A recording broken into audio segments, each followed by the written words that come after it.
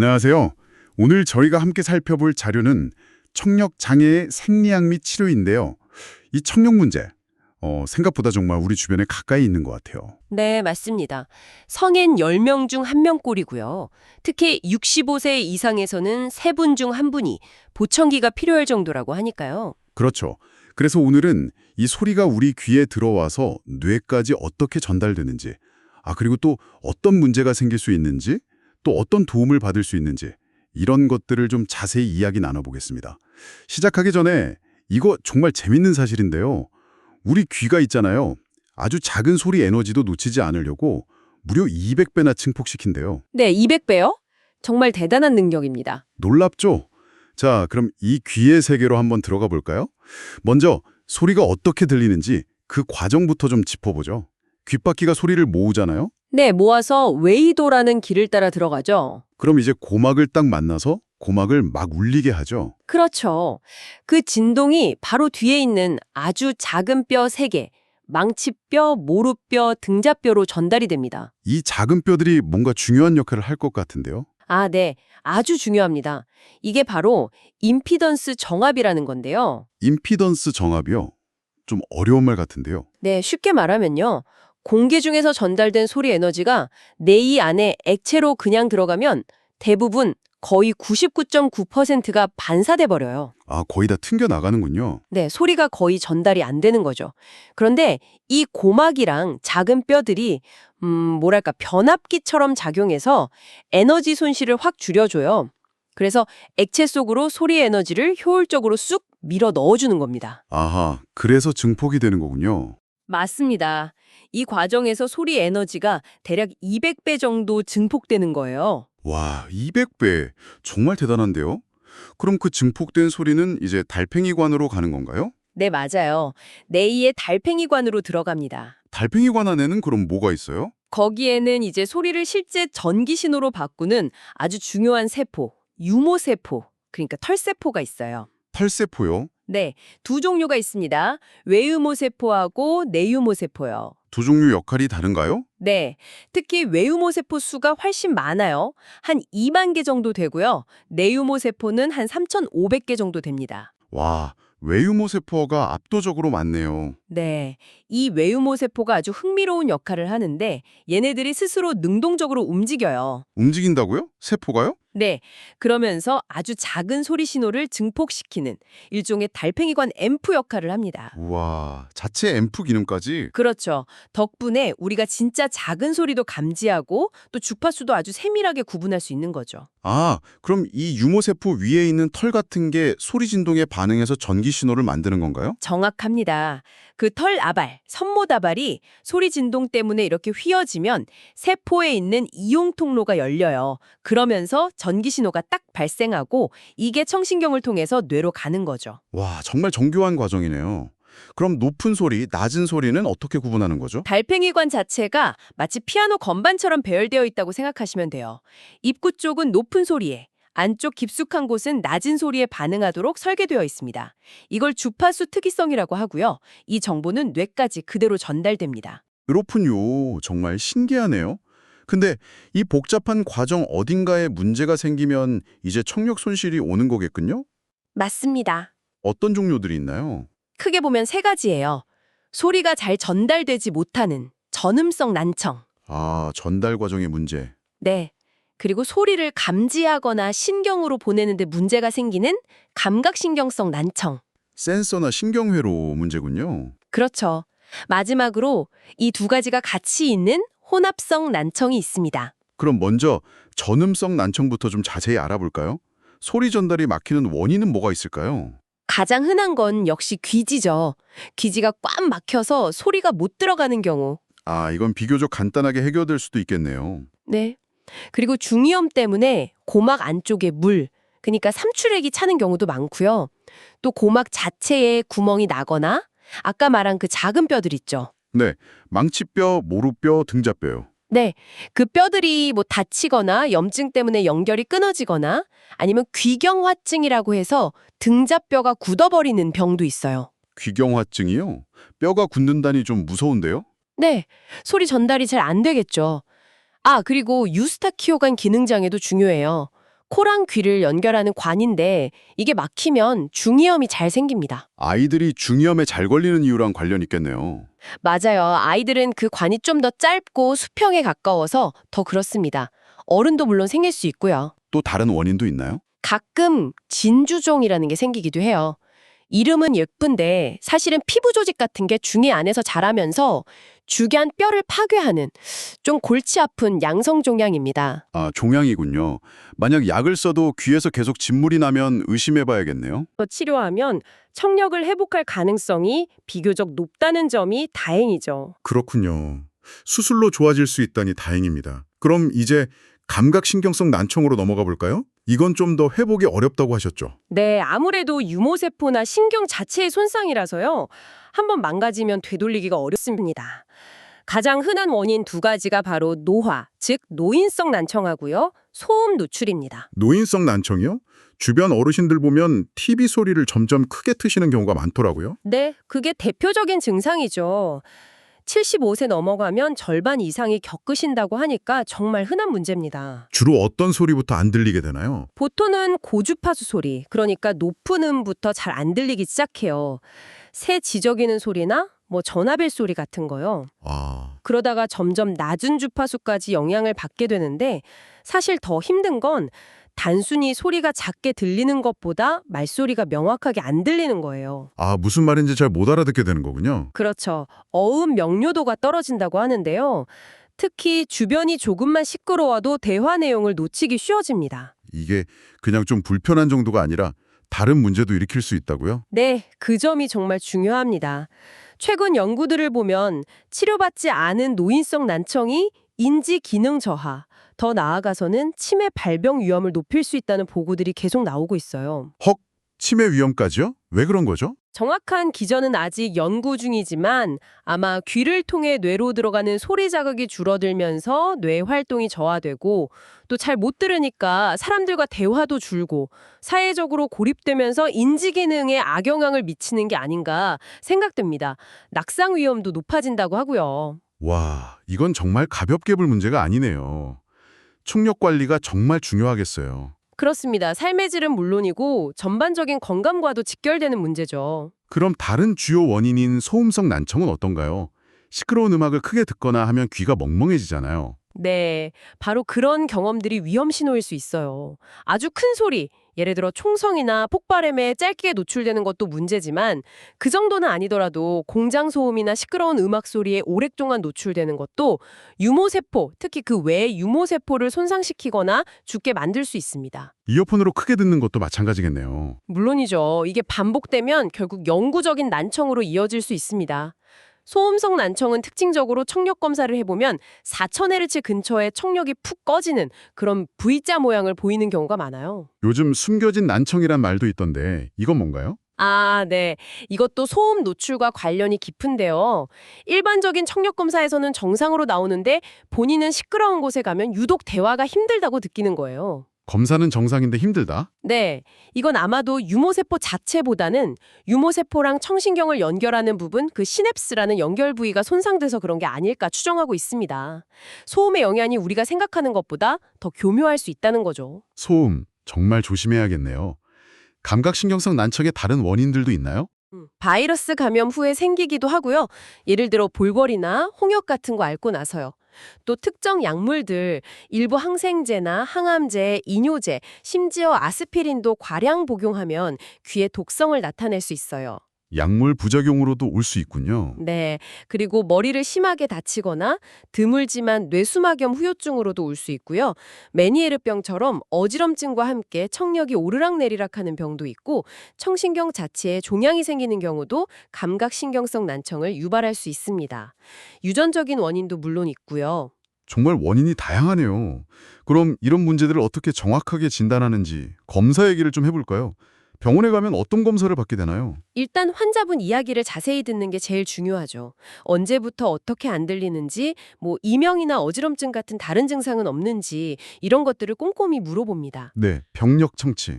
그리고 이경이라는 기구로 귀 안을 직접 들여다봐요. 귓바퀴부터 외이도, 고막까지 상태 확인하는 거죠. 고막 상태 보는 게 중요하겠네요. 네, 아주 중요합니다. 그리고 간단하게 소리곱새를 이용해서 전음성인지 감각신경성인지 대략 감별해 보기도 하고요. 그럼 이제 정밀 검사로 들어가는 건가요? 헤드폰 끼고 하는 검사요? 맞습니다. 가장 기본적이면서 중요한 검사가 수능 청력 검사예요.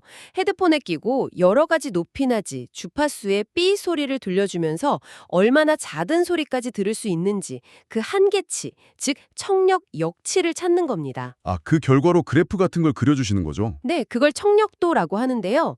이 청력도를 보면 난청이 있는지 없는지, 있다면 얼마나 심한지, 또 유형이 전음성인지 감각신경성인지 등을 알 수 있습니다. 소리는 들리는데 무슨 말인지 모르는 경우도 있다고 하셨잖아요. 이것도 검사하나요? 네, 당연히 합니다. 어음 청력 검사라고 하는데요. 단어를 얼마나 작은 소리부터 알아듣는지, 어음 청취력치, 또 적당한 크기로 들려줬을 때 얼마나 정확하게 따라 말하는지 어음 명료도를 측정해요. 아, 명료도. 이게 중요하겠네요. 그렇죠. 특히 감각신경성 난청에서는 수능 청력은 그럭저럭 괜찮아도 이 어음 명료도가 많이 떨어지는 경우가 꽤 있습니다. 다른 검사들도 있죠. 고막 움직임을 본다거나 하는. 네, 고막 운동성 계측, 팀파노메트리라는 검사가 있어요. 귀에 약간의 압력 변화를 주면서 고막이 얼마나 탄력 있게 잘 움직이는지 보는 건데요. 이걸로 고막 안쪽에 물이 찼는지, 유스타키오관 기능은 어떤지 등을 간접적으로 평가할 수 있습니다. 그렇군요. 또 등골근 반사 검사라는 것도 있어요.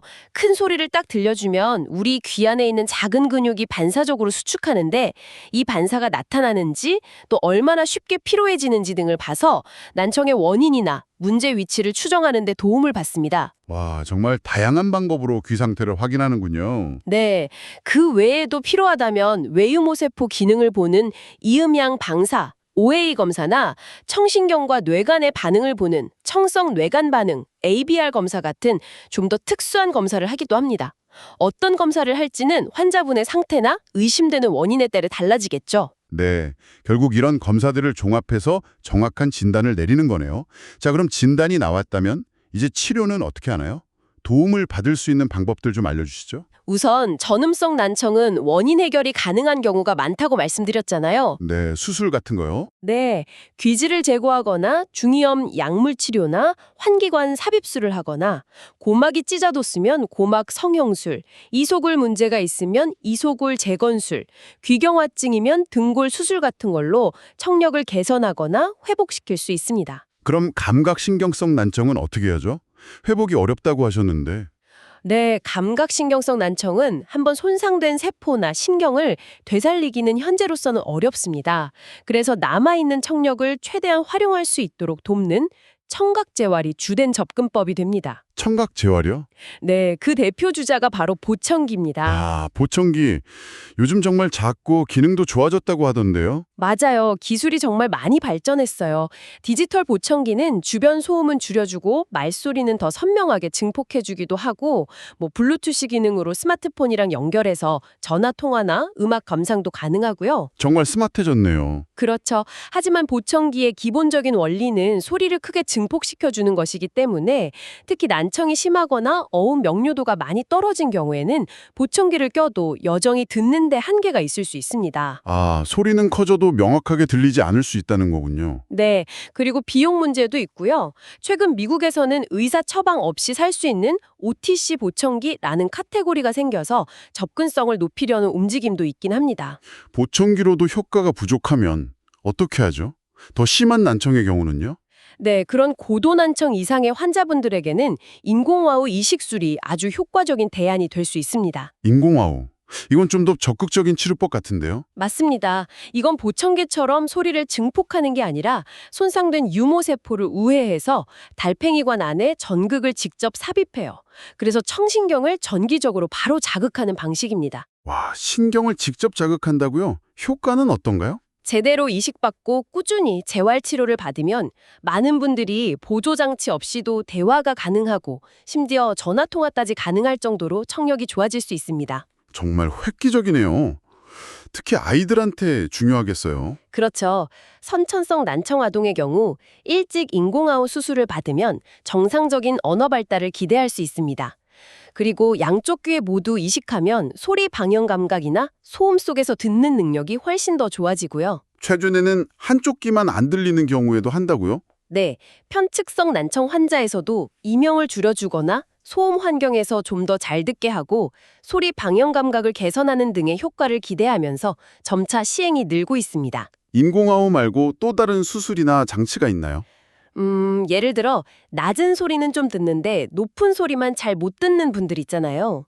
노인성 난청에 그런 경우가 많은데 네네. 이런 분들한테는 남아있는 저주파 청력은 그대로 활용하면서 손상된 고주파수 영역면 인공아우처럼 전기 자극으로 보충해주는 하이브리드 인공아우라는 것도 있습니다. 아, 장점만 결합한 거군요. 그렇죠. 만약 사고나 종양 때문에 양쪽 청신경이 모두 손상돼서 인공아우조차 할 수 없다면 아주 드물지만 뇌관에 직접 전극을 심는 청성 뇌관 이식, ABI를 고려하기도 합니다. 이건 아직 효과가 제한적이긴 하고요. 한쪽 귀만 안 들릴 때는 CROS 보청기나 골도 보청기도 있다고 들었어요. 네, 맞아요. 안 들리는 쪽 귀로 들어오는 소리를 반대쪽 좋은 귀로 보내주는 방식이죠. 이것도 도움이 될 수 있습니다. 정말 다양한 기술들이 개발되고 있네요. 그럼 앞으로는 더 좋은 치료법이 나올 가능성도 있을까요? 뭐 유전자 치료나 세포 재생 같은? 네, 과학자들이 정말 열심히 연구하고 있습니다. 난청을 일으키는 유전자들을 찾아내고 그 유전자를 교정하거나 대체하는 유전자 치료 연구가 활발하고요. 실제로 최근에 선천성 난청 아동에게 유전자 치료를 성공했다는 보고도 있었어요. 와, 정말요? 네. 그리고 손상된 유모세포를 다시 만들어내는 줄기세포 치료 연구도 진행 중입니다. 아직은 임상 적용까지는 시간이 좀 더 필요하겠지만 언젠가는 난청을 근본적으로 치료하거나 예방할 수 있는 길이 열릴 거라고 기대하고 있습니다. 정말 희망적이네요. 자, 그럼 마지막으로 제일 중요한 얘기일 수도 있겠는데요. 예방입니다. 청력 손실 미리 막을 수 있는 방법은 없을까요? 네, 일부 난청은 충분히 예방이 가능합니다. 특히 가장 강조하고 싶은 건 역시 소음성 난청 예방이에요. 소음이요. 네, 이건 정말 피할 수 있고 피해야만 하는 난청입니다. 시끄러운 작업 환경, 예를 들어 공장이나 건설 현장 같은 곳에서 일하시는 분들은 반드시 귀마개나 귀덮개 같은 청력 보호구를 착용하셔야 하고요. 일상생활에서는요? 전동 공구를 쓰거나 잔디 깎는 기계, 엔진톱 같은 걸 사용할 때도 마찬가지고요. 사격이나 시끄러운 콘서트장에 갈 때도 꼭 착용하는 게 좋습니다. 어느 정도 소음부터 조심해야 할까요? 기준 같은 게 있나요? 네, 보통 산업안전보건 기준으로는 8시간 평균 소음 누출이 85데시벨 이상이면 청력보호 프로그램을 시행하도록 되어 있습니다. 85데시벨이면 좀 시끄러운 길가의 소음 정도예요. 85데시벨. 생각보다 낮은데요. 그렇죠. 근데 이게 소음 가능도가 5dB 올라갈 때마다 허용 노출 시간은 절반으로 확 줄어듭니다. 예를 들어 90dB는 8시간, 95dB는 4시간, 100dB는 2시간 이런 식이에요. 100데시벨이면 콘서트장 같은 곳은 금방 넘겠네요. 볼륨 너무 크게 오래 듣지 않는 습관, 이게 정말 중요합니다. 네, 명심하겠습니다. 소음 외에 다른 예방책은요? 중이염 같은 귀 질환을 초기에 잘 치료하는 것도 중요하고요. 또 귀에 독성이 있는 약물을 사용할 때는 반드시 의사와 상의하고 필요한 검사를 받는 것이 좋습니다. 알겠습니다. 오늘 정말 귀에 대한 많은 것을 배웠네요. 소리를 듣는 과정의 놀라움부터 시작해서 난청의 원인, 진단, 그리고 보청기, 인공화호 같은 현대적인 치료법들, 또 미래의 치료 가능성까지요. 무엇보다 예방, 특히 소음 차단이 중요하다는 걸 다시 한번 깨달았습니다. 네. 그리고 아까 잠깐 언급했지만 치료받지 않은 청력 손실, 특히 노인성 난청이 인지기능 저하나 치매 위험과 관련될 수 있다는 점은 정말 간과해서는 안 될 부분입니다. 맞아요. 그 부분이 정말 충격적이었어요. 그래서 마지막으로 이런 질문을 한번 던져보고 싶어요. 청력 손실이 단순히 잘 안 들리는 불편함을 넘어서 개인의 인지 건강, 사회적 관계, 더 나아가 전체 사회의 건강 시스템에도 영향을 미친다면 우리가 청력 건강에 대해 개인적으로나 사회적으로 좀 더 적극적인 관심을 가지고 관리하고 투자하는 것이 결국 더 건강한 노년과 지속 가능한 사회를 만드는데 어떤 의미를 가질 수 있을까요? 와, 정말 깊이 생각해 볼 만한 질문이네요. 단순히 개인의 문제가 아니라 사회 전체의 문제로 바라봐야 한다는 말씀이시군요. 네, 그런 관점에서 한번 고민해 볼 필요가 있다는 거죠. 네, 알겠습니다. 오늘 이 깊이 있는 탐구 함께 해주셔서 정말 감사합니다. 듣고 계신 여러분께도 유익한 시간이 되셨기를 바랍니다.